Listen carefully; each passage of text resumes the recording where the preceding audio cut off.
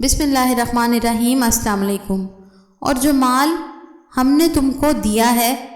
اس میں سے اس وقت سے پیشتر خرچ کر لو کہ تم میں سے کسی کی موت آ جائے تو اس وقت کہنے لگے کہ اے میرے پروردگار، تو نے مجھے تھوڑی سی اور مہلت کیوں نہ دی تاکہ میں خیرات کر لیتا اور نیک لوگوں میں داخل ہو جاتا۔ حضرت عدی بن حاتم رضی اللہ عنہ سے سنا، انہوں نے کہا کہ میں نے رسول اللہ صلی اللہ علیہ وآلہ وسلم کو یہ کہتے سنا کہ جہنم سے بچو، اگرچہ کھجور کا ایک ٹکڑا دے کر ہی صحیح۔ حضرت عمر رضی اللہ عنہ کو یہ کہتے سنا کہ انہوں نے ایک گھوڑا اللہ تعالیٰ کے راستے میں ایک شخص کو سواری کے لیے دے دیا، لیکن اس شخص نے گھوڑے کو خراب کر دیا، اس لیے میں نے چاہا کہ اسے خرید لوں۔